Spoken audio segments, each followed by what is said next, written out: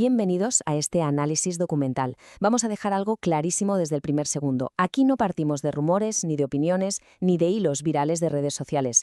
Todo lo que vamos a examinar hoy se basa pura y exclusivamente en hallazgos institucionales. Hablamos de informes de Naciones Unidas, la Corte Internacional de Justicia, la Corte Penal Internacional y ONGs acreditadas con metodologías muy rigurosas. Vamos directos a los datos. Para arrancar, tenemos que hacernos una pregunta que va a ser el eje de todo nuestro recorrido. ¿Cuándo una política de seguridad deja de ser simple defensa militar y se convierte en un sistema estructural de castigo, de despojo y de anexión? Es una línea muy fina, pero al analizar los patrones documentados por organismos internacionales, esa es precisamente la cuestión que está en el epicentro del debate jurídico global. Bueno, para entender esto a fondo, vamos a seguir una hoja de ruta muy clara. 1. El marco jurídico. 2. La situación en Gaza, con los civiles y hospitales. 3. Los asentamientos en Cisjordania. 4. Las detenciones y la pena de muerte. Y 5. Lo que los expertos denominan el patrón coercitivo. Empecemos. Sección 1. El marco jurídico internacional. Antes de nada, es absolutamente crucial, literalmente indispensable, tener claro qué es exactamente una violación del derecho internacional.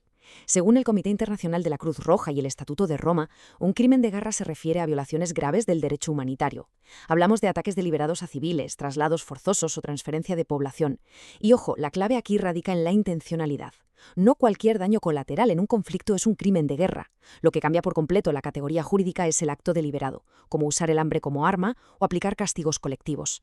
Y si miramos esta línea temporal, nos damos cuenta de algo súper importante. Estos no son incidentes aislados que surgieron de la nada. Las Cortes internacionales llevan rastreando un patrón histórico desde hace años. Vemos comisiones de investigación de la ONU sobre Gaza ya en 2014, luego la Gran Marcha del Retorno en 2018, hasta llegar a los históricos fallos judiciales de 2024 y la activación de nuevos registros de tierras en 2026. Hay una continuidad temporal clarísima. Pasamos a la sección 2. Gaza. Civiles y hospitales. Moviéndonos hacia el terreno, el escrutinio internacional sobre la Franja de Gaza arroja datos demoledores.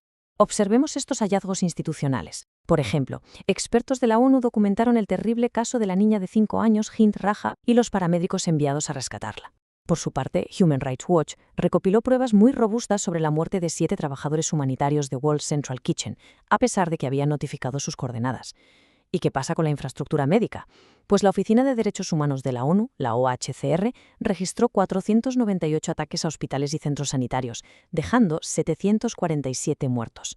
Repito, estamos hablando de hallazgos verificados sobre personal e instalaciones que, en teoría, están protegidos por el derecho internacional. Ahora, un inciso importantísimo. Tenemos que ser muy rigurosos y diferenciar entre una orden de arresto y una condena penal firme. En el ámbito jurídico, las palabras lo son todo. Tener motivos razonables para creer que se cometió un delito es el umbral para iniciar un proceso y emitir una orden de captura. Pero eso es muy diferente a declarar a alguien culpable más allá de toda duda razonable, que es lo que ocurre solo después de un juicio completo y exhaustivo. Teniendo esta distinción clarísima en la cabeza, llegamos al 21 de noviembre de 2024. Ese día, la Corte Penal Internacional emitió formalmente órdenes de arresto contra Benjamin Netanyahu y Yoav Gallant. La Corte determinó que sí existían esos motivos razonables para investigar presuntos crímenes de guerra. Debe quedar muy claro que son pasos judiciales en curso, no son sentencias finales, pero su sola emisión marca un hito legal monumental. Sección 3. Asentamientos y anexión de tierras en Cisjordania. Vamos a cambiar de zona y nos vamos a Cisjordania, conocida también por su denominación oficial como territorio palestino ocupado. Aquí el problema legal es completamente distinto al de un combate abierto. Las cifras hablan por sí solas. Para marzo de 2025, la OHCR documentó aproximadamente 737.332 colonos israelíes viviendo en Cisjordania y Jerusalén Este. Repetimos, más de 737.000 colonos en asentamientos oficiales y en los llamados outposts. Es una transformación demográfica masiva. ¿Y qué dice la ley sobre esto? Pues la postura del máximo tribunal del mundo no deja margen para las dudas. En una histórica opinión consultiva de julio de 2024, la Corte Internacional de Justicia concluyó firmemente que esta presencia continuada, junto con la expansión de asentamientos, viola el derecho internacional. Trasladar población de la potencia ocupante al territorio que ocupas es un ilícito, sin más. Pero, ¿cómo se materializa esto en el terreno? A través de la burocracia. Organizaciones como Peace Now y la propia ONU explican que en 2026 Israel activó un mecanismo de registro de tierras en el área C que funciona en 3 pasos básicos. Primero, se traslada el control del registro a la autoridad israelí. Segundo, se exige a los palestinos presentar documentos históricos súper antiguos de la era otomana o británica para probar que la tierra es suya. Y tercero, si fallan al presentar esa prueba, el terreno se asume automáticamente como tierra estatal. Pensemos en las consecuencias de esto. Se impone una carga de la prueba casi imposible para comunidades que tradicionalmente manejaban la tierra de forma comunitaria. Si a eso le sumamos que se bloquea el registro paralelo de la autoridad palestina y encima se permite a los colonos comprar tierras directamente, el resultado es un proceso sistemático de apropiación. Ya se contabilizan 900.000 dúnams declarados como tierra estatal, es decir, las reglas administrativas logran cambiar el mapa físico. Y esto que acabamos de ver está respaldado por el análisis exhaustivo de Peace Now en 2026 y por los informes de la ONU. Ambos coinciden en señalar este complejo marco burocrático como una de las herramientas primarias y más letales para consolidar una anexión de facto. Pasamos a la sección 4. Detenciones y la Ley de Pena de Muerte de 2026.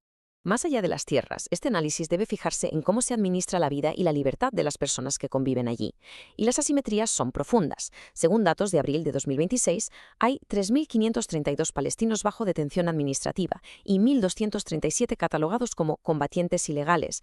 ¿Qué significa detención administrativa? Significa que el Estado te puede mantener en prisión sin un juicio ordinario, basándose en supuestas pruebas secretas que tu propia defensa ni siquiera puede revisar para rebatirlas. Estas alarmantes cifras proporcionadas por la ONG de asistencia legal Hamoked van de la mano con las denuncias del Grupo de Trabajo de la ONU sobre la detención arbitraria. Este organismo ha advertido repetidamente que el uso masivo de esta práctica es estructuralmente discriminatorio y socava por completo el derecho básico al debido proceso. Esto expone la cruda realidad de un sistema dual. Fijémonos bien en esto. En el mismo territorio geográfico de Cisjordania, la justicia se divide. La población palestina responde ante tribunales militares con pruebas secretas, mientras que los colonos judíos que viven al lado responden ante la ley civil israelí con todas las garantías de un Estado de Derecho. Es decir, tus derechos legales dependen puramente de tu origen, no de dónde resides. Y esta brecha se volvió aún más extrema con la adopción de una nueva ley de pena de muerte el 30 de marzo de 2026. Esta legislación permite la ejecución por ahorcamiento en un plazo de 90 días para delitos catalogados como terrorismo. Pero el punto crítico aquí es que esta ley capital se aplica justamente dentro de la jurisdicción de los tribunales militares. Tal como han reportado agencias como Reuters, los analistas de la ONG Adalá y los expertos de la ONU, introducir la pena de muerte dentro de un sistema militar, un sistema donde las garantías procesales son limitadísimas y operan pruebas secretas, multiplica el riesgo de cometer atrocidades y violaciones irreparables. Es una advertencia gravísima. Llegamos a la última parte, la sección 5, el patrón de coerción. Si sintetizamos todas las piezas, la guerra, el despojo territorial y el sistema judicial, sale a la luz lo que la ONU y OCHA denominan un entorno coercitivo acumulativo. Es un mecanismo en 4 fases que funciona en perfecta sincronía. Primero, la violencia de los colonos y las restricciones de acceso desplazan a la población palestina. Segundo, como es imposible obtener permisos, llegan las demoliciones. Tercero, esa tierra vacía se reclasifica a través del registro que vimos antes. Y cuarto, se asientan nuevos colonos y se legalizan los outposts. Es un ciclo implacable. Para cerrar, miremos la imagen al completo. Cuando la geografía se transforma a base de burocracia, cuando vemos tribunales militares que ahora tienen la potestad de aplicar la pena de muerte, y cuando cortes como la CPI y la CIJ están interviniendo activamente, este tema trasciende con creces la simple táctica militar. Nos deja frente a una enorme pregunta moral y legal. ¿Puede realmente construirse la seguridad de un Estado sobre un sistema constante de ocupación, despojo y falta de garantías para todo otro pueblo? Lo dejamos ahí para la reflexión. Muchas gracias por acompañarnos en este análisis documental. Esperamos que todo este recorrido sirva para entender a fondo la base institucional de las investigaciones actuales.